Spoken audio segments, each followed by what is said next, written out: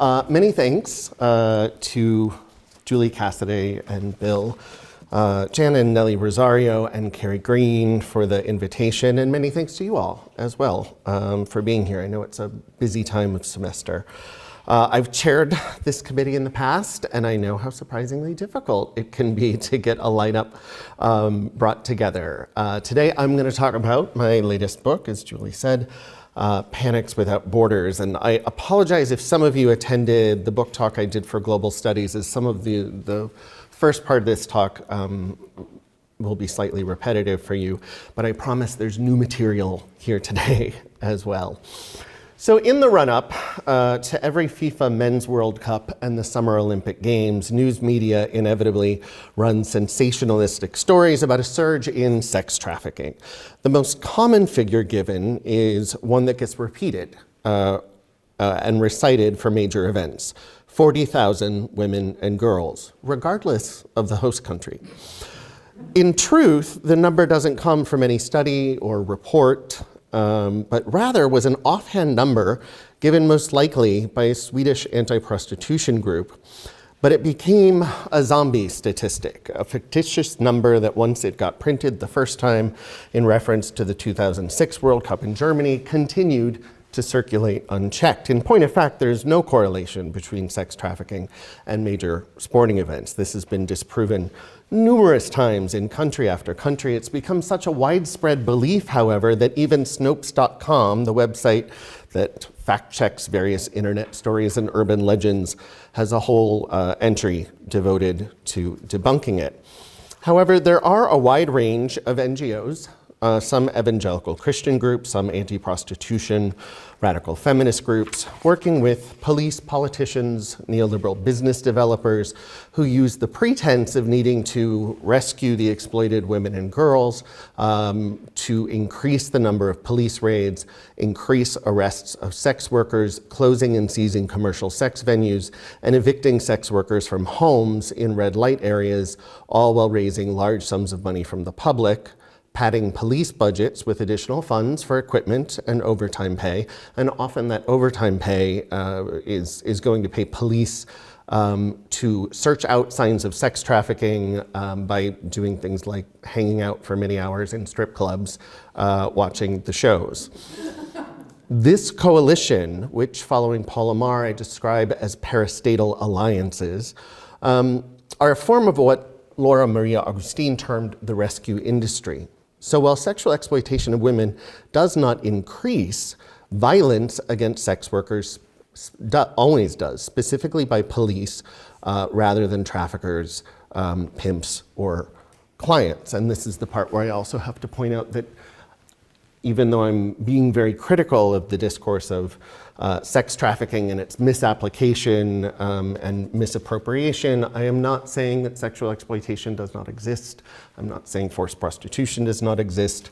And so I want to underscore that point quite sharply. How I came to this project was that I was wrapping up work for my dissertation at Northwestern, which eventually became my first book, Tourist Attractions. This was an ethnography of male sex workers, mostly heterosexually identified men and their foreign gay clients. And so I had begun working in Brazil in 2005.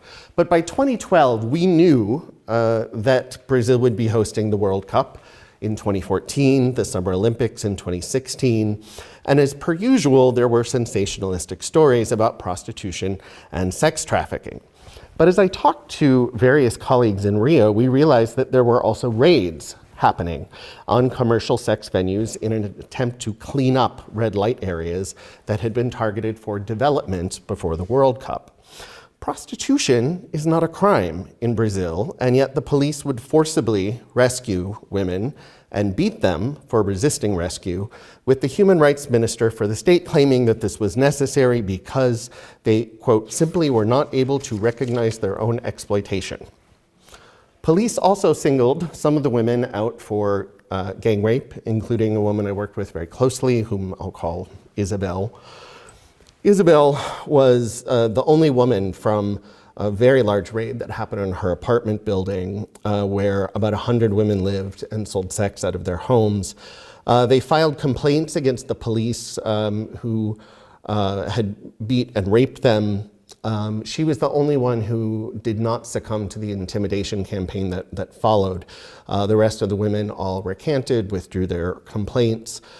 Isabel, however, persisted. She was then abducted and tortured with razor blades, shown pictures of her children that off-duty police had taken and threatened colleagues, and I moved her into hiding, and she was able to get her children out of the country. Her father's home was burned to the ground the morning that she gave testimony. No repercussions came to the officers. So as I was wrapping up one project, I felt thrust into this next one. And so I worked with a dozen colleagues from Brazil, Portugal, Canada, and the US, and we formed the Observatorio da Prostituição, or the Prostitution Observatory. And I always say it sounds better in Portuguese. This makes it sound like we take sex workers stargazing or to planetariums or something. But it means something more like policy watch. And so we got a charter at the Federal University of Rio de Janeiro for 5 years, so to begin before the World Cup and then to continue until after the Olympics. So I'll just briefly summarize in terms of methodology and findings. We had 12 full-time researchers, some students also kind of floating in and out part-time as research assistants, including one from Williams as well. Before, during, and after the 32 days of the Cup, indoor and outdoor venues in 3 parts of the city. We focused around 75 primary ones, but I've got an Excel spreadsheet of 279 commercial sex venues mapped in various tiers or classes, ranging from the very low end to the very, very high end. And we did surveys, interviews, and also just a lot of head counts, like just going into the same venue many, many times a day, counting the number of clients, the number of women, tracking prices, so on and so forth. So that's the short version. Key areas of focus: migration. Were people actually relocating for the Cup and the Olympics? Length of work history. So were they just getting into it for the event, or were they long-time workers? Price fluctuations, client nationalities, labor conditions, presence of minors, presence of pimps or third parties. There is a younger me with 2 other members of the team there. That's the photo from Rolling Stone, which is probably the only time that I'll get to have my picture in Rolling Stone. But Justin Bieber had been spotted in a brothel in Rio, and so they wanted to do a story. And I said, I will take you to that brothel, but you have to write about the sex workers and their conditions. So, at any rate, despite this, and so really what we found was just a redistribution of sexual labor. So it looked to the media. Here is Ipanema, famous Copacabana. Copacabana is largely a red light area. But if you see up there, I can't quite point to it, where it says Maracanã, that's the big stadium. And there is a huge slum there that is entirely devoted to prostitution. And there's about 1,000 women who work there. And business completely died there in the slum, and all of those women were terribly disappointed because they all thought they were going to get rich off of all of the tourists because they were located near the stadium. So instead, they all came down to Copacabana. So there was a huge redistribution of labor, which then caused a lot of conflict, but also a lot of media coverage, because it looked like there was an increase when in fact it was more or less stable. Despite this, Exodus Cry, an anti-sex trafficking evangelical Christian organization that is a ministry within the International House of Prayer, or IHOP, the less fun IHOP, launched huge efforts in the country IHOP is infamous in human rights circles for being the funders and backers of the so-called Kill the Gays bill in Uganda, and its leader, Lou Engle here, went there to preach about a, quote, satanic tornado of homosexuality. So at any rate, Exodus Cry, the anti-trafficking ministry within it, who I always hasten to add, was invited to Claiming Williams my first year here, because the students don't always necessarily understand that the anti-trafficking industry can have its tentacles in various other places that are not immediately apparent. So the group tours churches and campuses with its presentations and films, such as Nefarious Merchant of Souls, and advocates for the global criminalization of purchasing sex, also has a huge anti-pornography campaign at the moment. Initially, the group claimed to have partnered with over 500 Brazilian churches and planted prayer rooms in each of the 12 World Cup host cities. They don't mention how many actual sex trafficking victims they found or saved, instead preferring to say that they had reached 2,000 exploited men, women, and children. What reaching means is unclear, though they do stop women on the street and ask them to pray with them. However, they claim to have trained over 1,500 international volunteers in their outreach centers and intervention, which means that they had almost as many religious do-gooders worried about exploitation as they found supposedly exploited people. They also define all prostitution as sex trafficking and do not believe that one can reasonably consent to sell sexual services.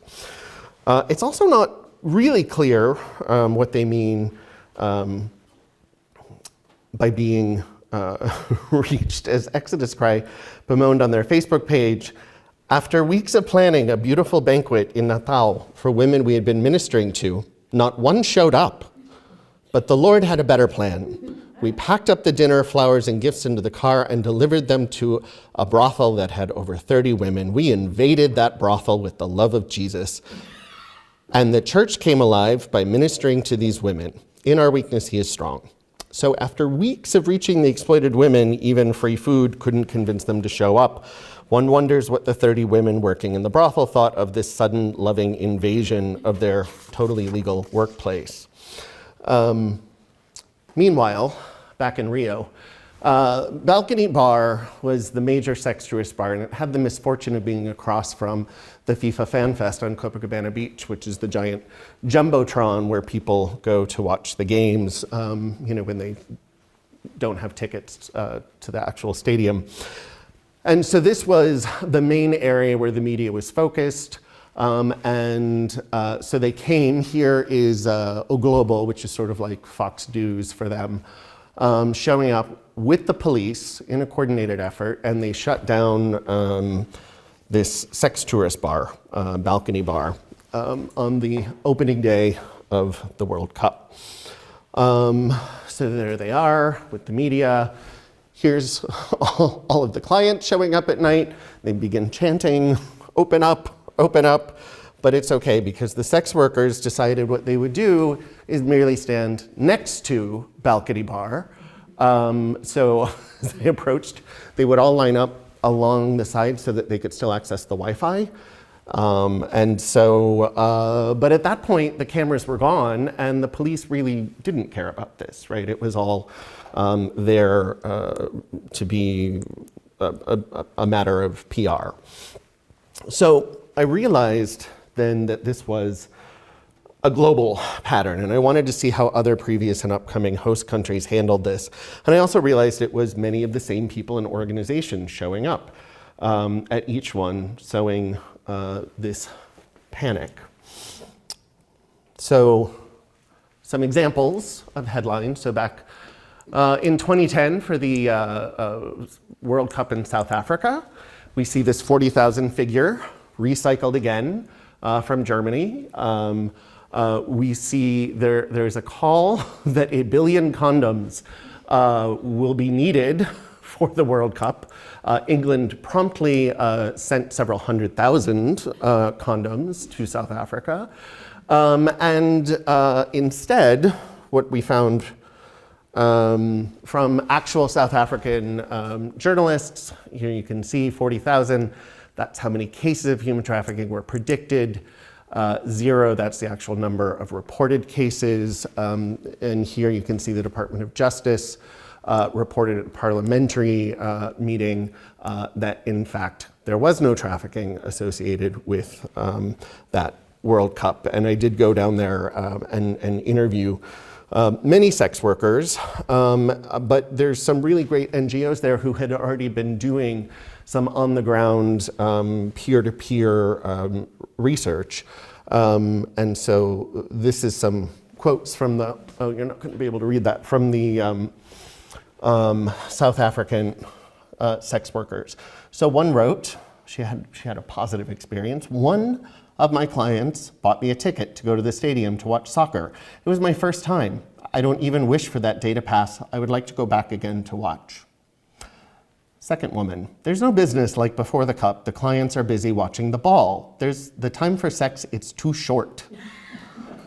Another woman, there were no changes at all. I'm sick and tired of the World Cup. I'm sorry to say, but for me it was bad. Another woman, the police officers took my money. They put me in the car and drove around with me, and on the way they threw me out of the moving car, and my leg got injured, and I went to the hospital. I bumped into police and they asked me if I know that prostitution is illegal. One cop, who was a female, hit me with a fist in my face and I bled lots of blood. I spent about 3 days not being able to talk. And then the last woman, police arrest sex workers and take our money. They sleep with us and they don't pay. They take clients' money and they pepper spray our vaginas. So as you can see, there's real serious and horrible consequences to the moral panic and to this increase. And of course, even if you don't know much about South Africa, it should not surprise you to learn that the police do not have an institutional history of protecting the marginal in society, right? They still function in many ways as a legacy of apartheid. And yet these culturally incompetent human rights groups come in and say, oh, let's go give a bunch of money to police, let's encourage these operations to stop the sex trade. So panicky headlines alone are not really enough to select a field site, but I want to show you a few more of the kind of things that I was seeing, these sort of sensationalistic tabloid ones. I don't know why England, the Mirror is always talking about how English fans are the most desirable clients, and I'm not quite sure why they have that view of themselves. Here you can see more of the kind of sensationalistic coverage leading up to it. We also see this around the Super Bowl. So you can see 2011 Texas Attorney General, who was actually Greg Abbott at that time, shocked the public by announcing the Super Bowl is the single largest human trafficking incident in the United States. And the Global Alliance Against Trafficking of Women, which is a really great anti-trafficking organization, points out that anywhere from 10,000 to 100,000 sex workers will invade, flood, be magnetically drawn toward, or be trafficked for the Super Bowl, and notes that Greg Abbott's unfounded claim that the Super Bowl is one of the biggest human trafficking events in the United States. Despite this widespread repetition, few journalists have pointed out that the total number of visitors to the Super Bowl is estimated to be between 150 to 200,000. And at these figures, it meant that every man, woman, and child holding a ticket would have their own personal hooker, from the vice presidential wing of FedEx to little Timmy from Green Bay. The Dallas Morning News then reported that the head FBI agent overseeing this task force had admitted that there was actually no evidence of suspected sex trafficking. So here we saw similar things with Russia. Once again, the Mirror wants the England fans to know that they are the top target for these nefarious scams. There have more recently started to be some pushback. There is increasingly journalists who have taken this on. ranging from the New York Times, Washington Post, Reason magazine, and so forth. My favorite, though, is when the discourse really jumped the shark, was in 2017, when the eclipse sliced across a very thin wedge of the United States, and attorneys general in Wyoming, where is it? Wyoming, Montana, and Kentucky decided that they needed to get a bunch of additional funding so that they could hire consultants and pay overtime police because of the hotbed of sex trafficking that was going to happen as a result of the approximately 2 minutes and 40 seconds of darkness. So, and they also seemed particularly concerned that children might be separated from their parents during that darkness and made vulnerable. And this starts to lead in to, and I won't really get into this part, but it's about this time also that, you know, we start to see conspiracy groups. You may recall the conspiracy theory that children were being trafficked through Wayfair, the online furniture company. There was, of course, Pizzagate, where a man went believing that Hillary Clinton was sex trafficking children in a pizza parlor in DC, and came with a gun. And of course, QAnon, this is very central, right? They believe that there's a celebrity cabal ranging from Tom Hanks to Nancy Pelosi, who sex trafficked children to harvest adrenochrome from them, and they were attempting to steal Nancy Pelosi's laptop because they believed that she had the information, the data about the sex trafficking, and so they were going to reveal this. But QAnon and sex trafficking is a story for another day. So very briefly, within this global pattern, I then map out for you the table of contents. So I begin with this myth of the 40,000 missing girls, and then I take a historical dive looking at the origins of sex trafficking within white supremacy, which is actually what I'll do with the remaining few minutes that I have, is I'll actually read a few pages of that chapter. In chapter 2, Panic at the Gringo, I center the voices of sex workers in Rio and examine how they talk about the gringo, because the media reports the gringo as highly predatory, and the women report the gringo as highly vulnerable to being exploited by the sex worker. So I look at that little twist. In chapter 3, I look at the spectacles around this, starting with the United Nations gift box, which was a street art stunt that religious leaders and anti-prostitution groups working with the UN brought to Brazil. They would place it in various red light areas around town, with the idea being that you, like a trafficking victim, would see the shiny object, be curious, go inside, and be trapped, and you see all of the horrible stories inside. They also have versions of this in English that are available to put around college campuses to raise awareness as well. And then I also look at the role of celebrities, telenovelas, media in creating these panics.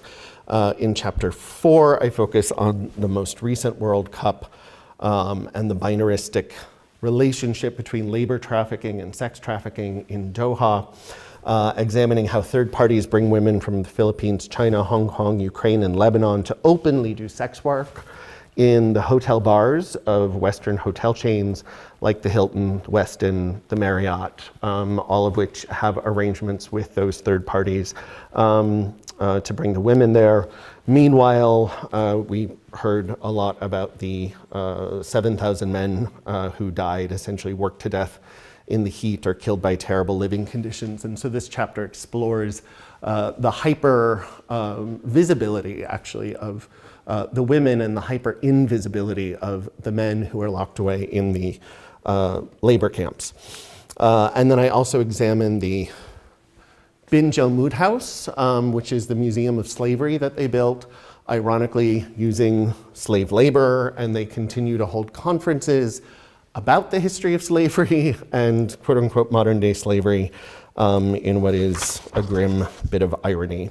And then finally, in the last chapter, Let Come the Whore Assemblage, I situate readers within the sexual terrain of unruly politics, drawing on the work of Sonia Correia, a Brazilian feminist theorist, applying theories of affect and embodied politics and performative moments unfolding in the sexual landscapes that seek to resist this kind of re-territorialization that the police and missionaries and so forth are undertaking.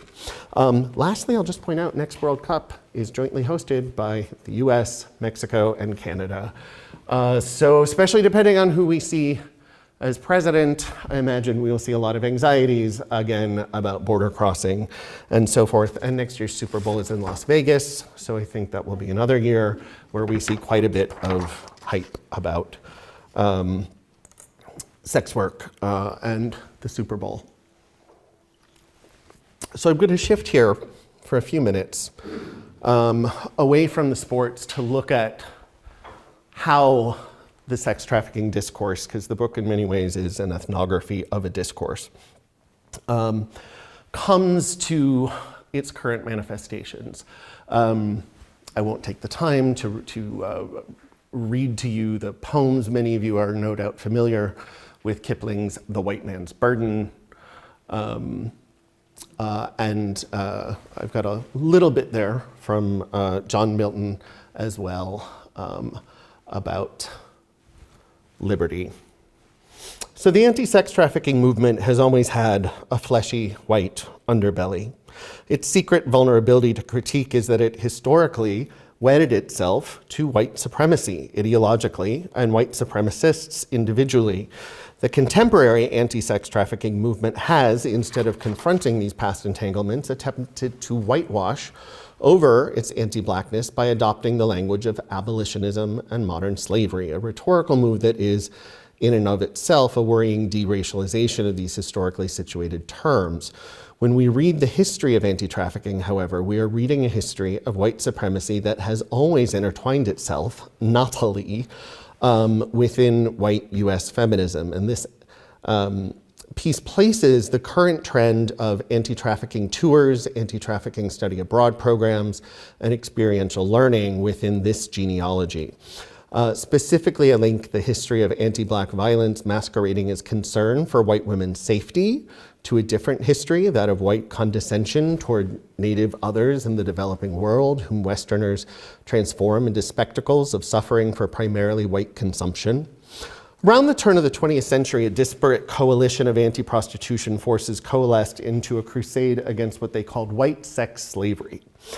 This alliance was eerily similar to the one that I've been talking about today in that it brought together feminists, advocates for women's issues, businessmen, police, and religious conservatives. These early crusaders included everyone from the women Christians temperance movement, who linked drinking with domestic violence, therefore saw it as a woman's issue, early feminists, the Ku Klux Klan, police commissioners, socialists, anarchists, and wealthy philanthropists. So again, this very strange bedfellows manifestation around this. The contemporary anti-sex trafficking movement has not reconciled itself to this history, and that it began as racist. And I mean that not just as racist in the garden variety racism is the water we all swim in sort of prejudice, but as an overtly white supremacist movement for whom the degradation and death of non-white bodies was foundational, not incidental. So here we have some of the images that would lead to the White Slave Trade Act or the Mann Act in 1910. Here, the first step, ice cream parlors of the city and fruit stores combined, largely run by foreigners, are the places where scores of girls have taken their first step downward Does her mother know the character of the place and the man she's with? And so these books, these tracts, follow these good white women, and we usually have some kind of an ethnically ambiguous but darker figure. Many of these books blame the white slave trade on Asian immigrants. Also, unsurprisingly, we find them invoking the idea that Jews are kidnapping the white women and selling them into sexual slavery, and so forth. The Mann Act, so it's largely anti-immigrant, right, is the point. And there's a lot of concern about the influx of the so-called ethnic white immigrants at that time. The Mann Act, after it's passed, which made it illegal to take a woman across state lines for immoral purposes, was unsurprisingly used to stop interracial couples from traveling and so forth. So it's instructive to remember that Rebecca Felton, around this time a leader within the women's Christian temperance movement, when she spoke in 1897 of the need to combat this was the danger of black male rapists preying on white women. Quote, "If it takes lynching to protect women's dearest possession from drunken, ravening beasts, then I say, lynch 1,000 a week if it becomes necessary," end quote.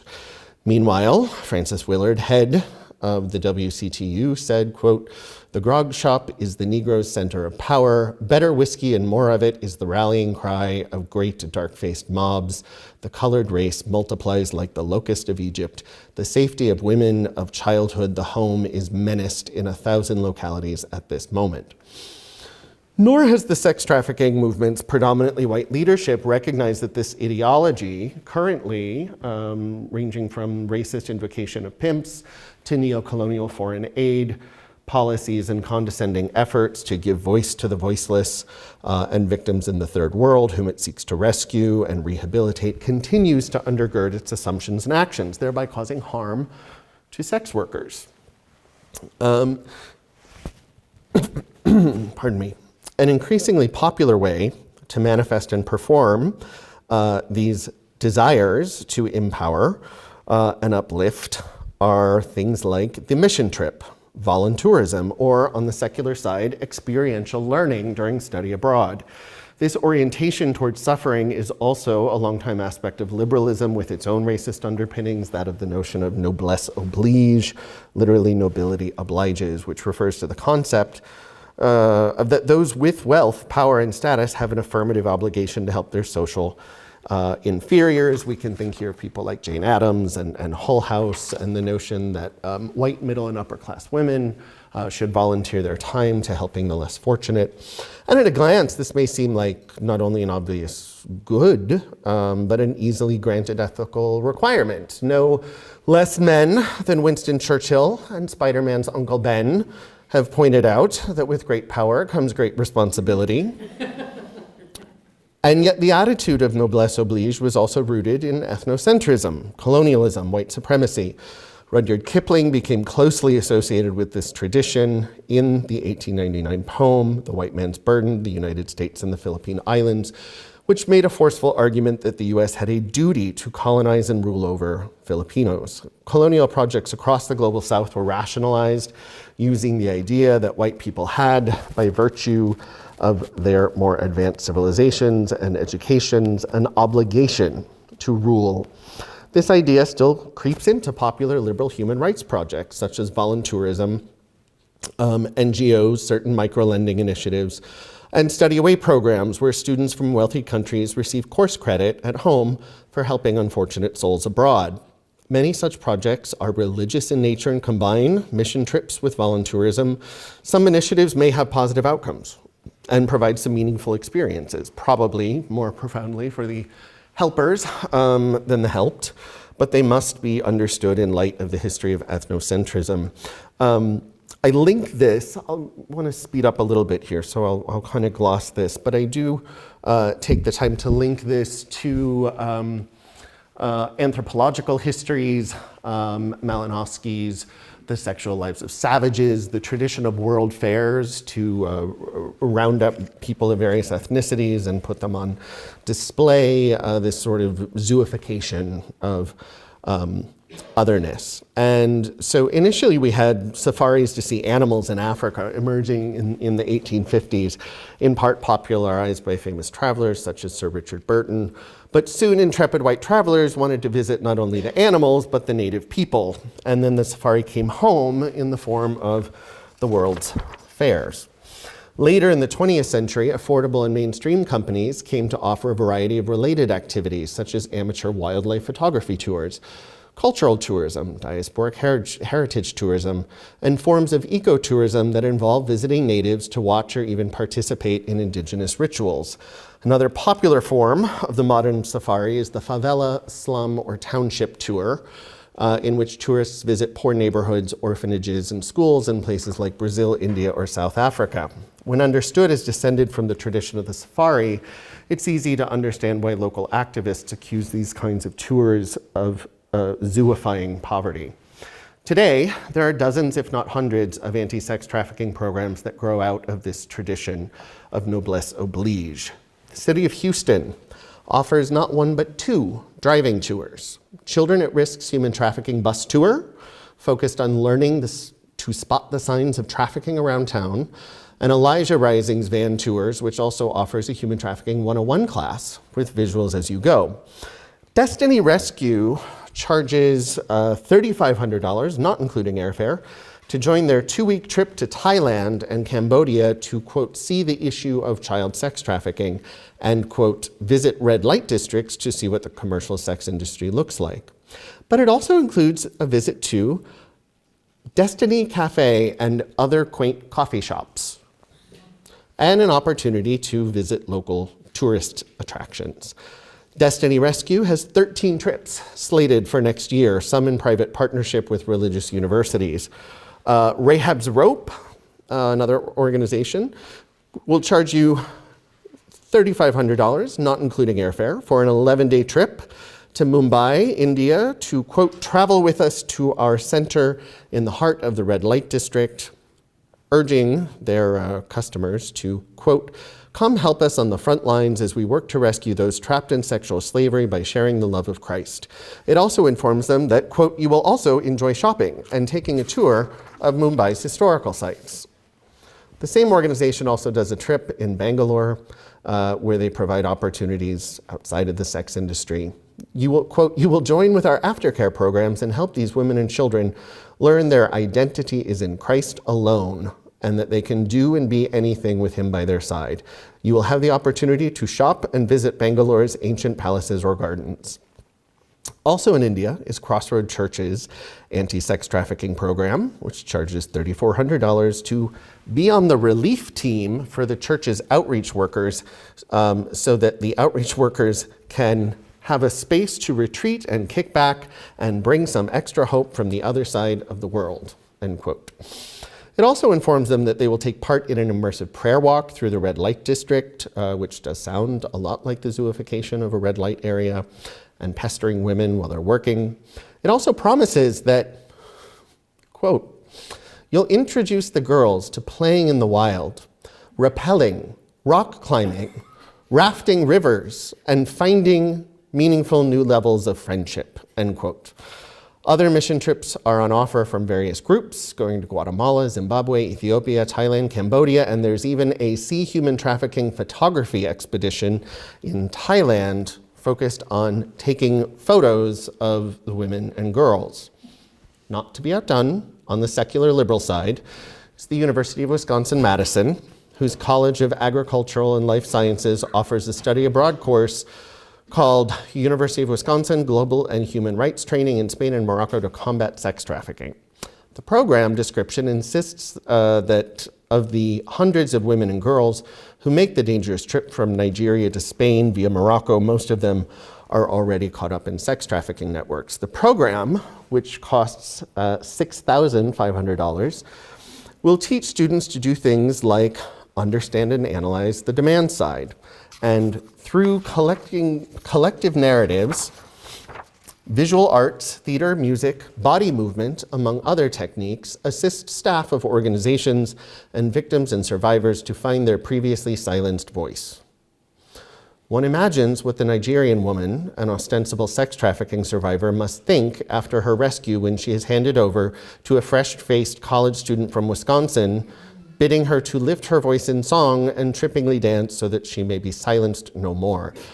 I suspect she would rather the student had just sent her the $6,000. Armed with a minimum cumulative GPA of 2.0 and an optional elective related to global public health, prior to their visit, these intrepid students, quote, will arrive in one of the major trafficking and migration transit cities and, using a theory of self and mutual care, we will gather voices, narratives, and discourses from a variety of stakeholders involved in the migration trafficking processes at the destination country. The outcome is that we will take these messages to organizations and individuals in transit settings, gathering information to take it back to the destination country, closing the circle of communication and care. So the mix here of social justice terminology, self-care, silencing, and neoliberal idioms, stakeholders, is remarkable. So too is the peculiarly condescending notion that what the stakeholders in Morocco and Spain really need is students from the US to close the circle of communication by relaying information back and forth between the groups in Morocco and Spain in some sort of NGO-ified game of telephone. All of these churches, organizations, and programs described above are part of a common rescue industry. The migrant women become a product in this chain while the university, the student loan providers, and NGOs make money, get grants, pay professor salaries, and professionalize themselves in relation to the women and the women's labor. The sociologists Alina Shih and Elizabeth Bernstein, intrigued by the increasing popularity of such voluntourism and mission trips, traveled to Thailand, Shih's longtime field site, to take part in one. Their tour cost only $1,200, had 15 participants, and was run by two organizations, the Secular Global Exchange and the Christian Not for Sale. They noted that the Western tourists enjoyed the sense of virtuous third world poverty is appealing to visitors because it highlights their own helping capacities, which are fundamental to the encounter. Bernstein and Shih described the other participants as having been inspired to take the trip by watching popular movies about sex trafficking, such as the Oscar-winning white savior epic, Born into Brothels, which is about a woman who gives cameras to the children of sex workers in India to photograph their daily lives. Another popular source of inspiration was the Liam Neeson action thriller Taken. The tour organizers reported to the sociologists that visitors were frequently disappointed by the realities they saw, feeling both unimpressed with the level of suffering and also a sense of, quote, not feeling needed, end quote. I contend that the savior-based tourism model described above is rooted in the same logic and genealogy as the white feminist volunteerism that the early leaders of the movement positioned as a matter of noblesse oblige. The tourists and students must imagine their presence was somehow beneficial to the locals and experience disappointment when they are not made to feel enough like the rescuers they had imagined themselves to be when the lives of the sex workers do not adhere to the expectations set by popular media. Titillation has always been an important aspect to spectacle. Gone are the days when women rights advocates, even the whitest of them, would advocate for the lynching of black men. Yet what binds together the 19th century advocates for women's rights and the contemporary 21st century anti-trafficking movement is their mutual fixation on the carceral, right? This appeal to violence, punishment, imprisonment, and shaming. So lock up the pimps, lock up the Johns, lock up the traffickers and third parties, lock up the taxi drivers who take women to clients, lock up the motel owners for turning a blind eye. In London during the Olympics, it was interesting because the police would go to the apartment buildings where sex workers lived, and they would say to the landlords, you have a sex worker living here, therefore we can prosecute you under sex trafficking laws. Well, immediately what happens is they evict the sex workers, and that's the area where it was then gentrified and built up for the London Olympics. Self-righteousness is a pleasurable feeling. The evangelicals and anti-prostitution activists are not just sex negative, but titillated by the salacious spectacle of anti-trafficking. This is why their documentaries, Hollywood movies, TV specials, and talk shows almost always focus on the most melodramatic examples in which victims are innocent and unsuspecting, kidnapped, suffer unspeakable horrors, and in terms of sensationalism, they've really not progressed an inch since the yellow journalism that produced the white slave trade panic, nor from the pulp fiction of the mid-20th century. There's a whole genre of kind of pulpy 1950s, 1960s white slave trade pulp fiction. For the anti-trafficking movement, there seems to be a fetishistic enjoyment in recounting and circulating imagined sex trafficking scenarios, which they paint in their videos, documentaries, and speeches with lurid detail. Take, for example, and I'm almost done, this quote from Donald Trump in a cabinet room speech in which he spontaneously began talking about human trafficking, grabbing women in particular and children, but women, taping them up, wrapping the tape around their mouths so they can't shout or scream, tying up their hands behind their back and even their legs, and putting them in the back seat of a car or a van, 3, 4, 5, 6, 7 at a time. And there actually have many, many more quotes where he would go on similar things, and he would sort of fixate on blue tape, that the traffickers were always tying them with blue tape. And it's just strange, the level of kind of imagination, the work of imagination, the amount of effort put into imagining these highly specific scenarios that he ostensibly disapproved of. And yet the tellers of these tales can revel in the intellectual distancing provided by the self-righteous disavowal of the sex act and positioning of one's own erotic subjectivity as firmly opposed to, but always curiously alongside of and inseparable from, the sexual depravity they spend their days obsessing over. For the Christians, the rhetoric of bearing witness provides strong cover. The gaze of these safaris is crafted from a white Western standpoint and actively constructs the third world other as an object for visual consumption, to be gawked at, furtively glanced, photographed, or videoed on iPhones. And this allows the recreation of the colonial encounter in which the tourist of sex trafficking can return home to their church or university with documentary evidence of suffering and the ability to narrativize their travel, socially misremembering it as somehow equally meaningful to the object of their gaze, while simultaneously furthering demand among their Western peers, be they fellow churchgoers or fellow students, to go and witness such spectacles of suffering for themselves. Thank you.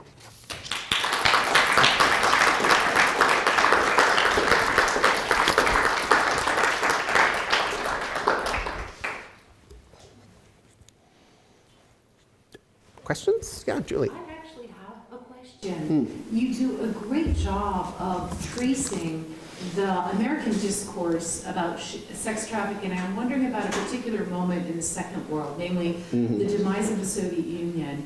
There was one particular film by a Swedish director, Lucas Moodysson. Have you ever seen Living Forever? Oh, yeah, yeah. Oh, yeah, okay. And this was, I remember at the time, I haven't taught it in years because it's a very triggering work. Oh, yeah. It was a feature film made by a Swedish director which fictionalizes the story of a young girl being trafficked from what was probably Soviet Ukraine. And I was given to understand that it was used by these trafficking organizations to promote their goals. And I'm wondering, what role does this sort of the white female body in the Second World context have in what you're talking about, this global circulation? Yeah. Lilia Forever is, it's doubly problematic because these anti-trafficking groups would show it and say that it was a true story, which it was not. And in fact, I was at a conference many years ago, and Laura Lederer, who was a founder of Take Back the Night, but was also the anti-sex trafficking czar under George Bush, was there, and she told this gymnasium full of college students in Indiana that Lilia Forever, which they had screened, was a true story, and this is somebody with tremendous access and power. So what I found when I went to Russia during the World Cup was and I'll somewhat guiltily admit to you that I thought, well, if I'm going to find actual trafficking correlating, might be in Russia. Because the police run all of it, everything was shut down, right? Our mutual friend and colleague, Alexander Kondrakov, right?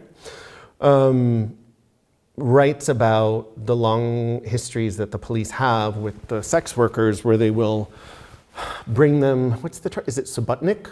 Yeah, so basically, as their like social service, they arrest the women and bring them to the police station and make them clean the floors and toilets and whatnot.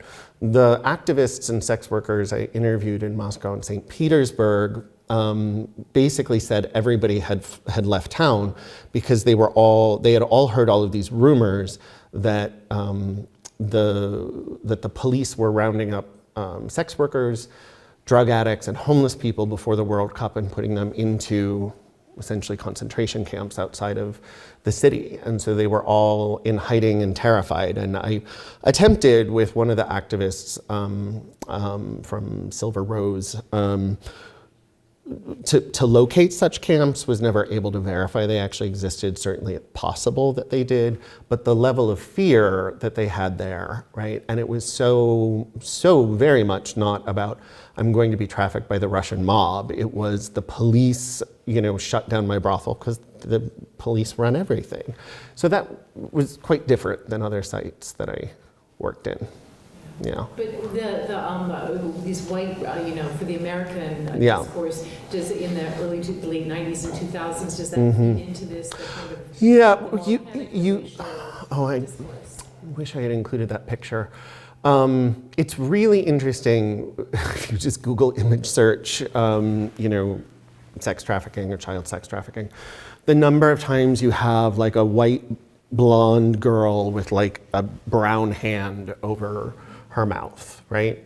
And so we see a lot of that, especially in the early 2000s. And then you start to see a shift in emphasis in the 2000s to concern about Thai, Cambodian, Southeast Asian victims, of which there were a sizable number, particularly in the UK, that I verified, in the past. But the other interesting thing I found in Doha is that all the hotels are subdivided by race. So the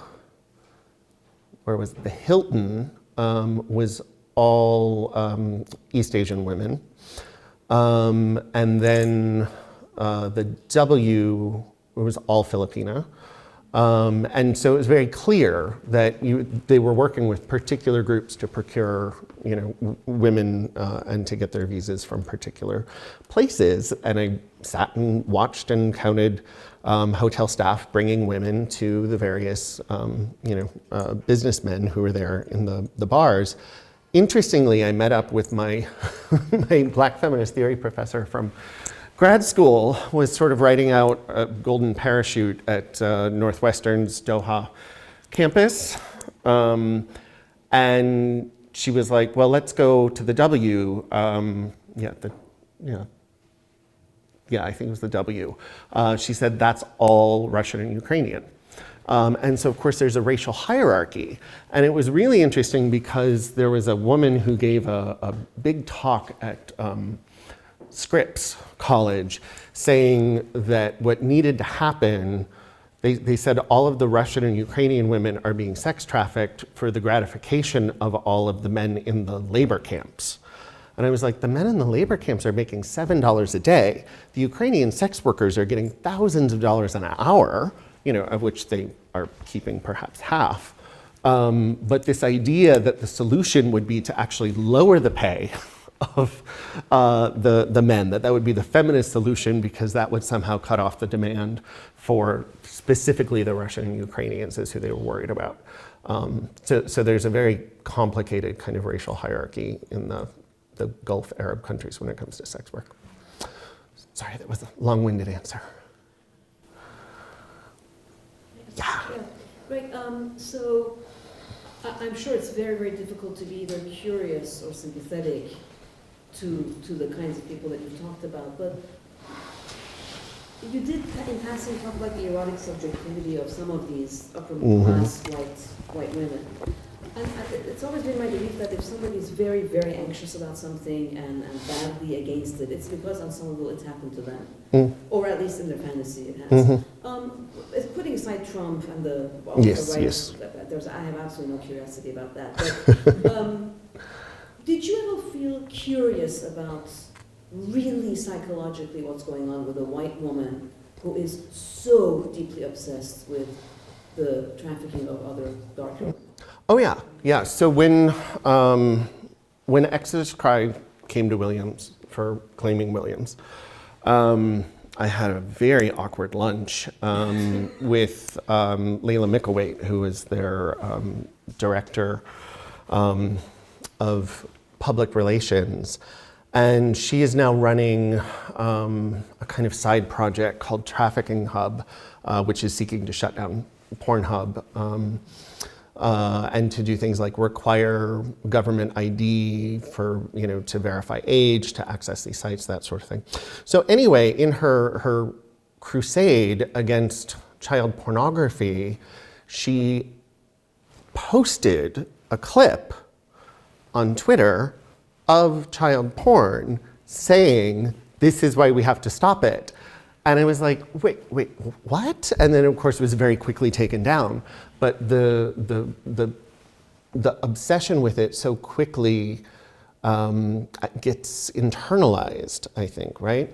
And I don't know what drove her personally. She doesn't, to my knowledge, claim to be a survivor, but certainly seems to have a very curious fascination, right, with it, which, I'm not equipped to psychoanalyze her necessarily, but, one wonders what gets one that intimately involved, and the degree to which you not only sit around sharing the trauma and so forth in these survivor circles and stuff, but then learn to narrativize them, spectacularize them, right? Compose songs and sing songs about them, and incorporate them into megachurch events and that sort of thing, right? At some point, the imaginary becomes embodied through the spectacle, right? Multiple other hands. Let's go here, and then we'll go to Gretchen. Has there been any increase in the kinds of global panics you're describing, any proliferation that could be mapped on to the rise of QAnon? It's difficult. I mean, QAnon does not seem to have cottoned onto the whole sports thing.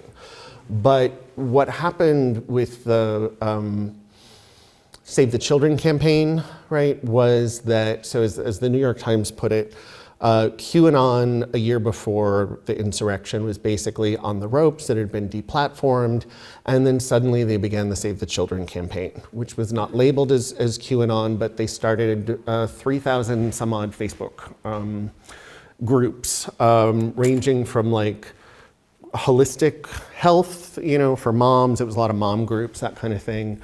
Where what the New York Times referred to it as was a QAnon light on-ramp for people who could be swayed by this notion of that children were, however many it was, they said 300,000 times more likely to be sex trafficked than to die of COVID, or that the liberals wanted parents to mask their children because it would be easier for traffickers to kidnap them, right? So it didn't rise to the level of Hillary Clinton is eating babies, right? So it was easier to kind of coax them in, right? The way that a lot of cults work. And they found, the usership went up some incredible percentage once the Save the Children groups were launched, and then within months we had the insurrection at the Capitol. So I am curious. I'm still trying to figure out how to do it, but I do want to try to delve into a project with TikTok because it's just on fire there. All of these videos that are clearly fake, where there's some young white woman saying, oh, there was, I'm at Target and there was some object left on my car, and when I tried to like lean over to see what it was, a man grabbed me and attempted to, and of course you never see anything other than the like after, footage, but there's a whole genre of like failed sex trafficking videos that just have millions and millions of views on TikTok.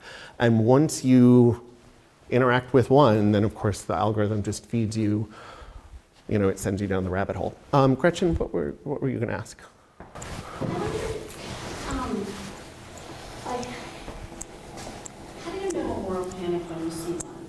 And I'm thinking about the article that was in the New York Times, I think about a week ago, about children, undocumented children, who supposedly have foster parents or sponsors in this country, but actually those are, they be labor agents, and like there are 13-year-olds in construction 10 hours a day, everything from packaging Cheerios to sewing labels in clothes in this country. Yeah. And the villains in that New York Times piece were these sponsors who, under the kind of understanding of the government, are, and I think in practice are usually relations who are already in this country and ready to receive children who come across the border.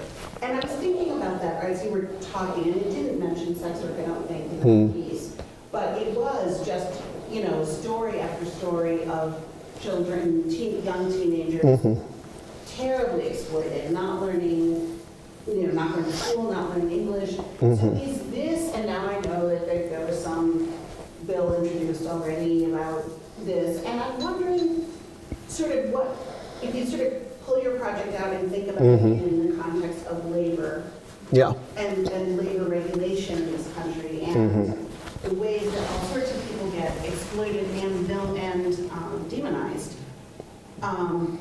Is this like, am I participating in a war? Yeah.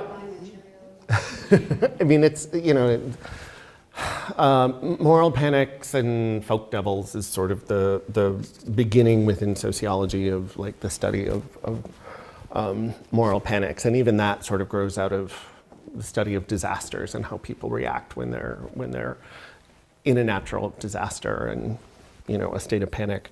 But largely, I think it has to do with unfalsifiable information.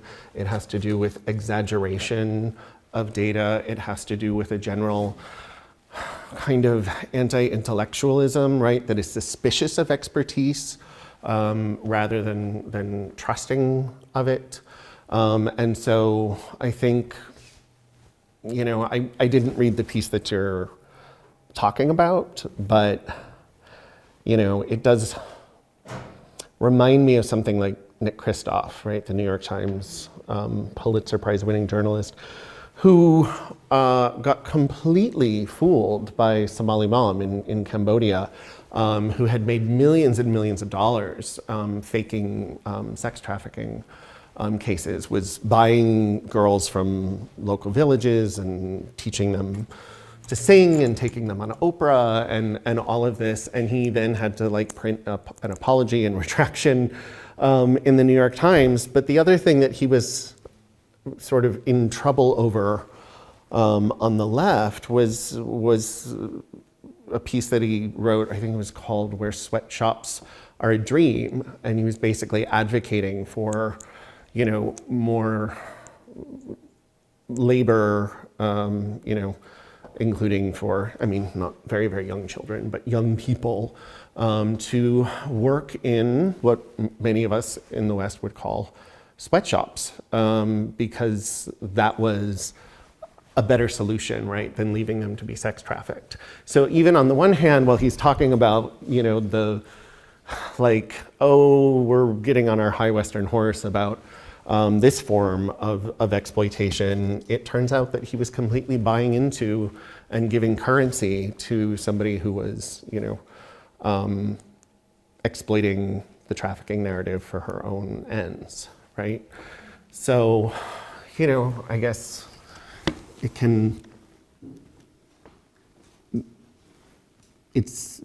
not just crazy QAnon people who can be pulled in, right? Yeah, Iko.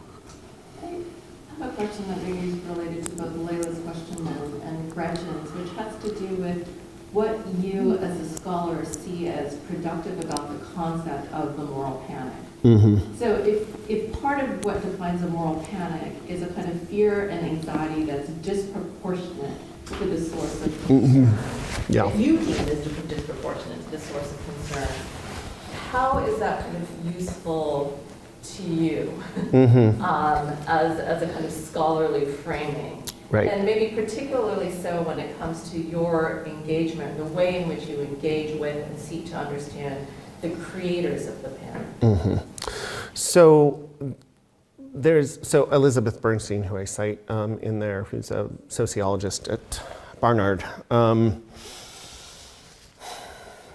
I had to dance very carefully in engaging her work, because she says very specifically, let's stop talking about moral panics. Moral panic is over. That's, it's just a convenient way for liberals to kind of have an aha moment that lets them link,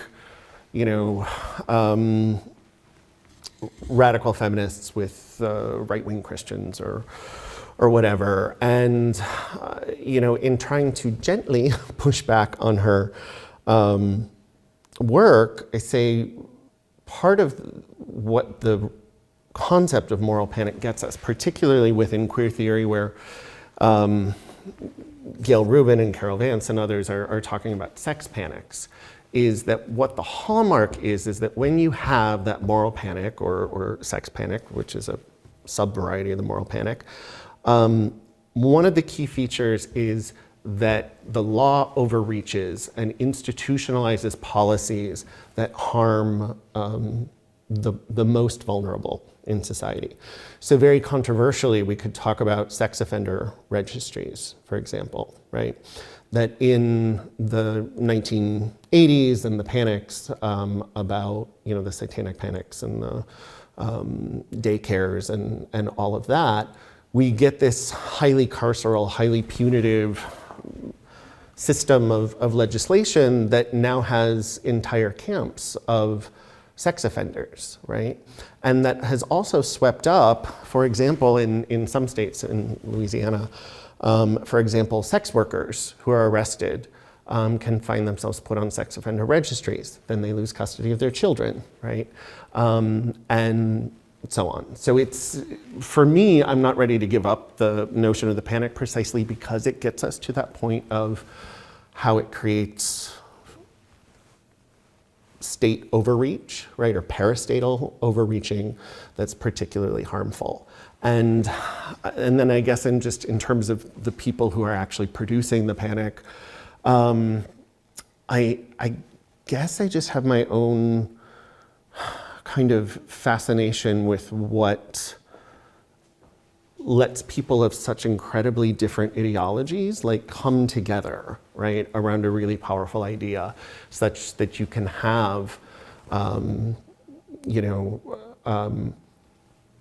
such that you can have Andrea Dworkin and Catherine McKinnon, working alongside, the Meese Commission and whatever, right? That what is it that lets, there are certain, they call themselves progressive evangelical Christians, but they're willing to set aside differences on gay marriage or even abortion and these young Christians, but they will come together with the pro-choice feminists around this common issue of sex trafficking.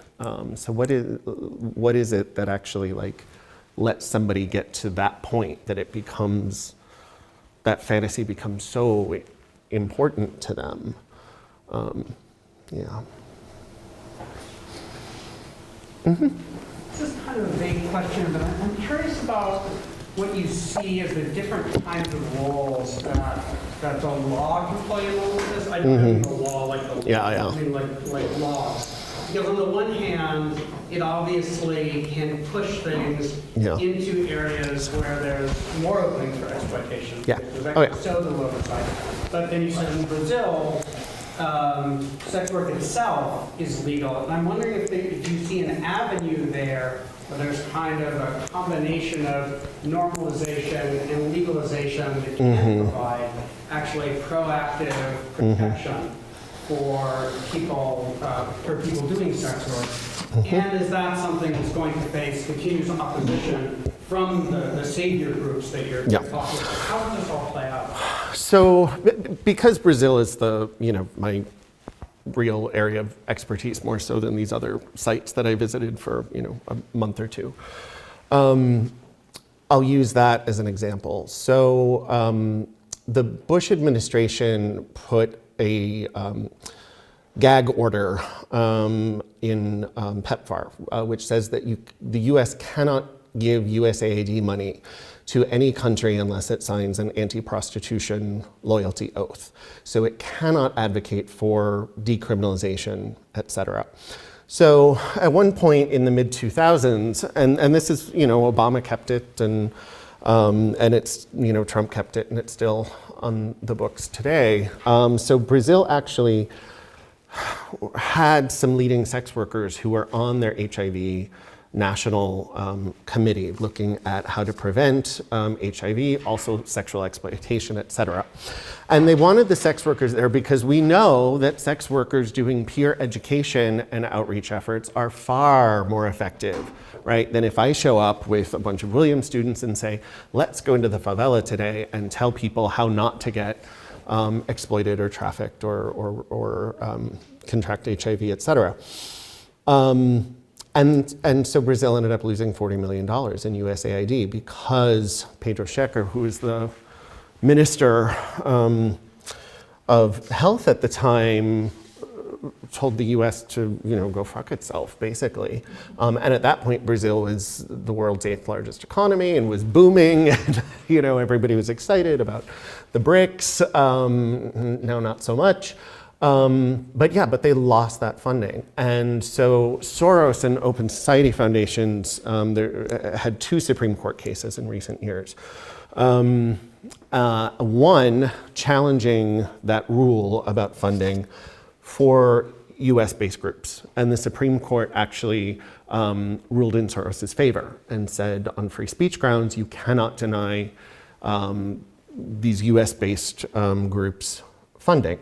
Now, of course, we've already had decades of the other organizations, right? Exodus Cry through the Charitable Choice Initiative, under Clinton and whoever, these religious groups already have set up their relationships to get grant money, right? So it's still harder, to come in and say, we're going to do peer education harm reduction in the US. Well, then more recently, I guess it was maybe 2 years ago, essentially the exact same case came before the Supreme Court again, but in the global context, to say Soros's argument was the US is so intertwined with these foreign groups that these NGOs are perhaps technically separate, but they're just so integrated that to deny funding to those foreign groups, deny USAID funding to them, does in fact end up impinging on US citizens. Supreme Court didn't buy it.